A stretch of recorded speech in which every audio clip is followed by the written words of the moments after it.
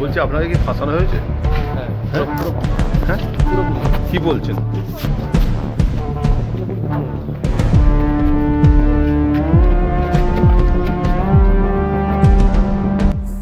ধর্ষণের অভিযোগে গ্রেপ্তার বিবাহিত প্রেমিক, গ্রেপ্তার অভিযুক্ত দিব্যেন্দু ভট্টাচার্য। ধর্ষণের অভিযোগে গ্রেপ্তার বিবাহিত প্রেমিক। পশ্চিম বর্ধমানের দুর্গাপুরের ঘটনা। বেনাচিতির একটি হোটেল থেকে গ্রেপ্তার করা হয়েছে অভিযুক্ত দিব্যেন্দু ভট্টাচার্যকে। তার বাড়ি কাঁকসা থানার বামুনারায়।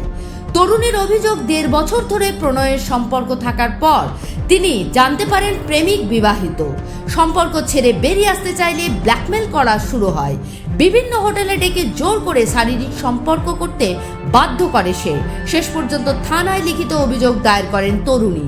মঙ্গলবার রাতে বেনাচিতির ওই হোটেলে মোবাইলের ছবি ও ভিডিও মুছে দেওয়ার নাম করে ওই মহিলাকে ফের ডাকে দিব্যেন্দু।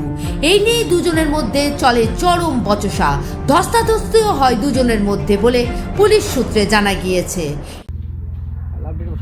হ্যাঁ 1.5 বছর ধরে আলাপ আছে। 1.5 বছর ধরে আলাপ আছে। উনি যেটা বলছে সেটা কি সত্যি? শারীরিক সম্পর্ক করেছিলেন? একদমই না। এরপরে বুধবার তরুণী দুর্গাপুর থানায় দিব্যেন্দুর নামে ধর্ষণের অভিযোগ দায়ের করেন। বুধবার রাতে অভিযুক্তকে ওই হোটেল থেকে গ্রেপ্তার করে পুলিশ। বৃহস্পতিবার অভিযুক্তকে দুর্গাপুর আদালতে তোলা হলে বিচারক জামিন নামঞ্জুর করেন।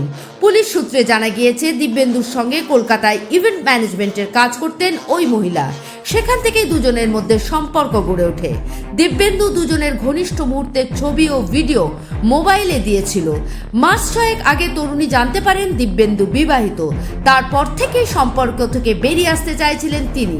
তরুণীর অভিযোগ, মোবাইলের ছবি ও ভিডিও দেখিয়ে তাকে জোর করে হোটেলে ডেকে শারীরিক সম্পর্ক করতে বাধ্য করত Dibyendu. Bureau report, activist Bangla, Durgapur.